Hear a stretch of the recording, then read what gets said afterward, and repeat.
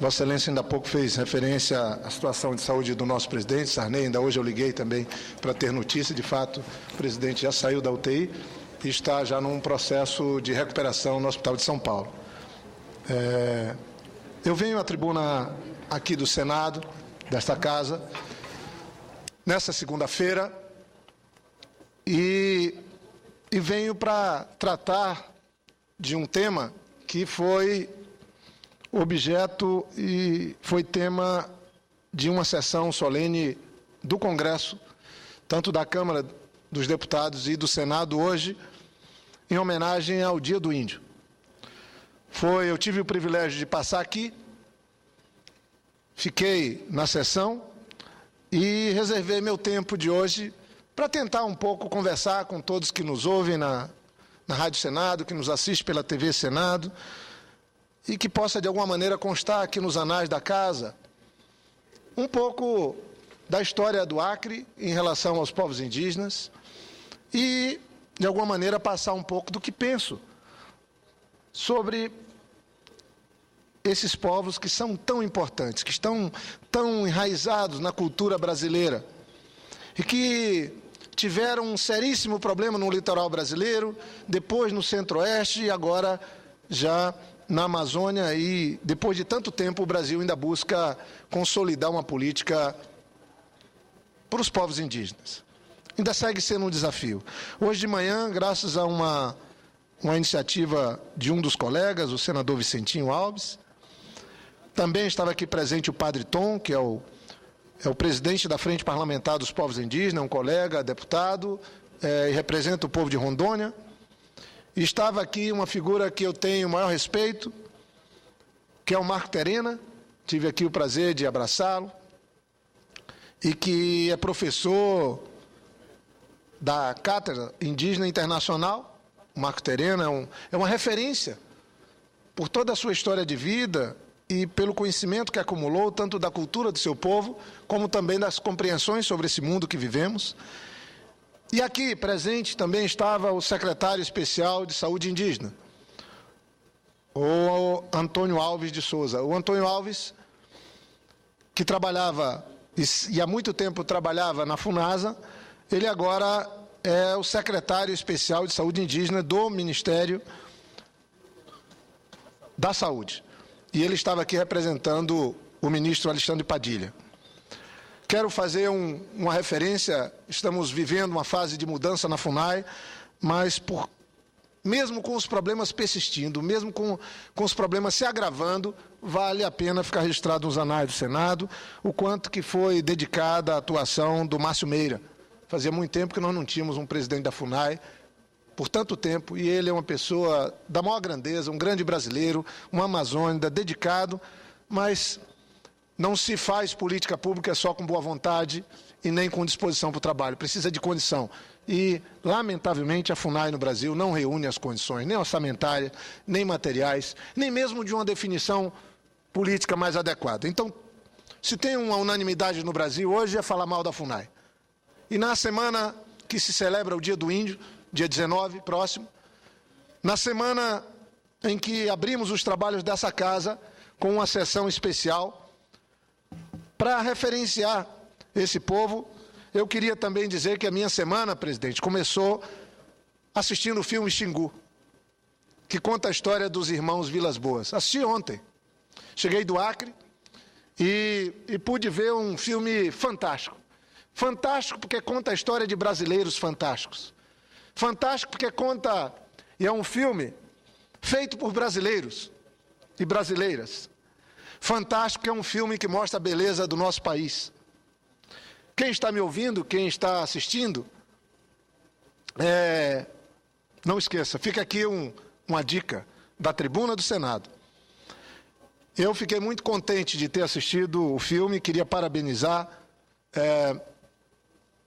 o roteiro, porque não é fácil contar a história que passou no coração da floresta brasileira, no centro-oeste brasileiro, uma história, é uma saga de grandes brasileiros que são os irmãos Vilas Boas. Então, eu queria parabenizar a Helena Soares e Carl Hamburger pelo roteiro. A direção é de Carl Hamburger, É uma direção primorosa, um filme que certamente disputará os bons festivais mundo afora. E dizer também da impressionante interpretação, primeiro, dos coadjuvantes e dos figurantes, todos eles povos indígenas. Estavam lá vivendo a história dos seus antepassados. E foi muito bonito assistir e ao mesmo tempo, me emocionar na Semana do Índio, assistindo o filme Xingu. E a interpretação de Orlando Vilas Boas, feita por Felipe Camargo, merece registro. Impressionante. E tão ou mais impressionante também a interpretação de Cláudio Vilas Boas, por João Miguel. É bom a gente ver o talento brasileiro expresso na cultura, no cinema, e também vale o registro, por mais que tenha deixado saudade também no filme, já que ele foi o primeiro irmão Vilas Boas a nos deixar, que faleceu ainda na década de 60, mas a interpretação do Leonardo Vilas Boas, feita pelo Caio Blatt, foi primorosa também. Queria dizer que essas figuras marcaram a sua passagem por esse Brasil e pelo mundo, e pela história desse povo milenar. Os três irmãos se embrenharam na floresta, na história do nosso país, na história do povo que mais expressa o sentimento histórico e o tempo desse país, que são os povos indígenas. Ali trabalharam conceitos, ali trabalharam um aprendizado da convivência do homem com a natureza e do homem com o homem. O índio com o não índio. O não índio com o índio. Que até hoje segue sendo um desafio. O filme, sem clichês, primoroso nos seus detalhes, na pesquisa histórica e realizado de forma grandiosa, sem passar do ponto. É uma obra verdadeiramente à altura da ousadia e heroísmo dos irmãos Vilas Boas. Que bom que o Brasil reúne condições técnicas, de conhecimento, de profissionalismo, para fazer uma justa homenagem aos irmãos Vilas Boas. Acima de tudo, é uma história atual e urgente. O filme é muito presente. O filme é uma boa maneira de lembrarmos o dia 19 de abril, dia do índio. E ainda nas palavras do diretor, a luta dos Vilas Boas era aprender a viver no planeta sem destruir, com respeito aos índios. O fotógrafo que eu tive o prazer e tenho o prazer de conhecer e da amizade, Pedro Martinelli, que acompanhou os irmãos Cláudio e Orlando na década de 70 para o jornal O Globo, disse com justiça que os irmãos Vilas Boas foram brasileiros espetaculares.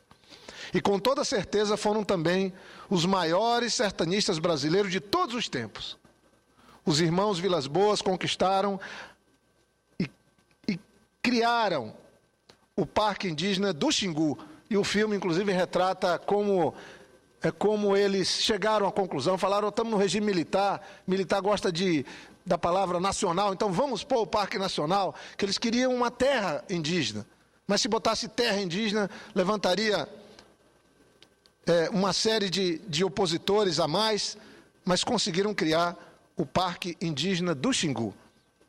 O parque, na época, era Parque Nacional do Xingu. Nem a palavra indígena tinha, porque se botasse indígena, também teria oposição forte. E hoje, no Parque do Xingu, existem 50 aldeias e 6 mil índios de 16 etnias. Sem Orlando, Cláudio e Leonardo, esses povos provavelmente não teriam chegado até os nossos dias. Que bom que a gente pode contar e viver a história dos grandes brasileiros. Senador Ferraço, Vossa Excelência é de um estado que é do litoral, que até hoje enfrenta dificuldades de lidar e de proteger os povos indígenas. O Brasil tem evoluído muito, comparado com outros países, com outras nações. O Brasil, sinceramente, se formos realistas, nós temos uma situação que ainda tem jeito, que ainda é possível mudar. Só no meu estado, só no Acre, são 36 terras indígenas. Um estado que até a década de 70 não reconhecia os índios. Chamava de caboclos. Povos com cultura, com a história, com a nossa própria história, né? porque nós vimos, a nossa história vem deles. 186 aldeias, pouco mais de 16.500 índios que formam a população dos povos indígenas no Acre. 2% da população do Estado e 6% da população rural do Estado. São 15 povos conhecidos e 3 povos isolados. No Acre, quem está me ouvindo, aqui meus colegas do Senado, o senador Aníbal, que preside agora essa sessão, o Acre tem ainda 3 povos não contactados. E no filme ontem, nós vimos a saga dos irmãos Vilas Boas com todo o amor, com toda a dedicação e até com algum conhecimento acumulado.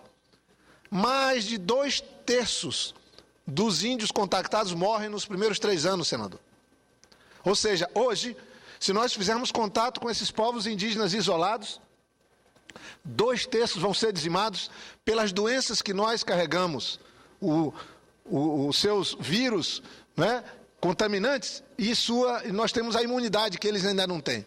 Então, de gripe e outras doenças que para nós já não tira a vida de ninguém, graças a Deus, dizimam imediatamente, em pouco tempo, povos indígenas. Lá no Xingu, mesmo com eles, a metade da população morreu só em ter sido contactada, antes da abertura da Transamazônica e da Belém-Brasília, e outras estradas no centro-oeste brasileiro.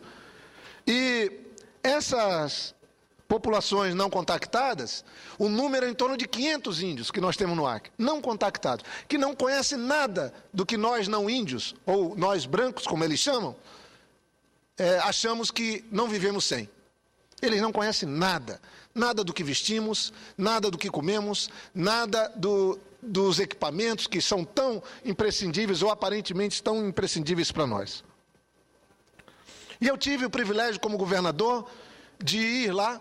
O Sidney Possuelo, que é um outro grande sertanista que criou, junto com alguns colegas, inspirado nos Vilas Boas, a ideia que os Vilas Boas já defendiam, que índios isolados era melhor deixar isolado o máximo que pudéssemos, para que nós não índios e brancos pudéssemos evoluir até o ponto de poder contactar com esses índios sem matá-los, sem levá-los à morte.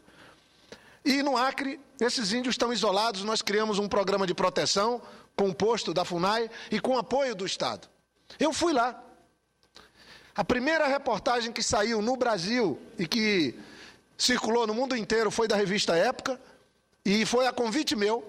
A primeira fotografia dos índios isolados, eu estava no avião, um avião muito pequeno, com 3 pessoas, parecido com o que eu vi no filme Xingu de ontem, e lá eu, governador, dentro do avião, identificando onde estavam aqueles povos, vendo as malocas, vendo as casas, acompanhado do José Meireles, que é um sertanista que há décadas, inspirado nos irmãos Meireles, ele é o nosso, nos irmãos Vilas Boas, ele é o nosso Vilas Boas. Vive lá. Cheguei lá, na cabeceira do rio Envira, no município de Feijó, onde tem afluente o rio Xinane, nascente do rio Envira. Fiquei 3 dias como governador, sem dar notícia. Tinha que ter sucessão na Assembleia e a minha assessoria preocupada que o governador tinha desaparecido, estava próximo dos índios isolados. E o certo é que foram dias felizes da minha vida. Pude ver um povo puro, um povo que vive numa interação intensa com a natureza. Uma coisa fantástica, obviamente de longe, sem contato. E pude ver também o que significa essa saga de alguns brasileiros que vêm para esse mundo para servir ao Brasil, para servir ao mundo. Imagine o que é uma pessoa se dedicar a proteger quem ele não conhece, com quem ele não conversa, para estabelecer um território para que esses índios possam seguir seu destino. Hoje, aqui na tribuna do Senado, 8 anos depois de ter feito essa viagem, venho para cá e digo, com as observações que estão sendo feitas, essa população está aumentando, já chega a mais de 500 índios, calculando os roçados, a produção deles, que vai de milho, principalmente mandioca, banana, algodão, pelo tamanho da plantação, e tendo em vista o número de malocas e casas, é possível calcular mais de 500 índios que vivem no Acre, sem nenhum contato com brancos. São aparentemente três povos diferentes, que se somam. Isso é um patrimônio do Brasil e do mundo. Isso faz a gente talvez chegar mais perto do tamanho real que nós somos. Qual é o nosso tamanho? Nós não somos essa coisa que nós achamos. Tem gente que vive sem depender de nada disso que a gente disputa, inclusive. Assim é o nosso Acre. Tem uma história muito bonita ainda no meio, no coração da floresta. E, lamentavelmente, a pressão por exploração de madeira, de petróleo do lado peruano põe em risco esses índios, porque eles não conhecem as fronteiras, eles não conhecem onde começa o Brasil, onde termina os países Bolívia e Peru. Mas, de fato, para eles, existe o planeta, existe a terra, existe a natureza. E eu venho aqui na tribuna, senhor presidente, colegas senadores e senadoras, dizer que hoje ainda tem um grandioso desafio no Acre e no Brasil, que é a saúde indígena. Está lá presente no filme. E segue sendo um grande desafio. São milhares de índios mortos todos os anos por falta de uma atenção do nosso país, especialmente com a saúde indígena. Agora, tiraram a responsabilidade da saúde indígena de dentro da FUNASA. Acho que foi adequado, foi um passo importante. E foi criado a Secretaria Especial de Saúde Indígena do Ministério da Saúde. O Antônio Alves é uma pessoa dedicada e profundamente comprometida com a saúde daqueles que mais precisam e que moram mais isolados. Mas, se não for feito algo, nós vamos seguir contando, no dia 19 de abril, dia do índio, contando nossos mortos. Como fizeram os irmãos Vilas Boas, por puro descaso, por pura falta de atenção. Lá no Acre, a situação é bastante diferente. Porque, como Vossa Excelência sabe, senador Aníbal, há mais de 20 anos que se desenvolve um trabalho muito importante pela Comissão Proíndio. Figuras como Terry Aquino, Macedo, Chay Macedo, o próprio Toninho Alves e tantas outras figuras, especialmente o Zé Meirelles, nos ajudaram a criar movimentos sociais que começaram a pôr o Acre no caminho de demarcar as áreas indígenas, de estabelecer políticas para os povos indígenas, de fazer o reconhecimento desses povos indígenas. Está lá o Marcelo hoje, Piedra Fita, que é uma figura também muito especial, que já é parte da história do Acre. Está lá Marcos Vinícius, que trabalha hoje comigo no gabinete, que tem compromisso, e tantos outros. Mas especialmente as lideranças indígenas, que são importantes, do movimento indígena no Acre, que se somaram ao governo do Estado e, em vez de esperar a FUNAI, nós começamos a avançar bastante. A formação dos agentes indígenas de saúde é uma realidade no Acre. A formação dos professores indígenas é uma realidade. Foi formado a partir da CPI, com um material didático adequado, com um currículo adequado e também a saúde indígena pelos agentes indígenas, feito de maneira adequada. O que é que falta, então? Falta o apoio material financeiro, falta o apoio de médicos, mas nós temos esperança de que já já vamos ter índios hoje nossos acrianos, que estão fazendo medicina em Cuba, voltando, para que a gente não tenha que mendigar algum não índio médico que possa ficar pelo menos um período nas nossas aldeias, ajudando a salvar vidas.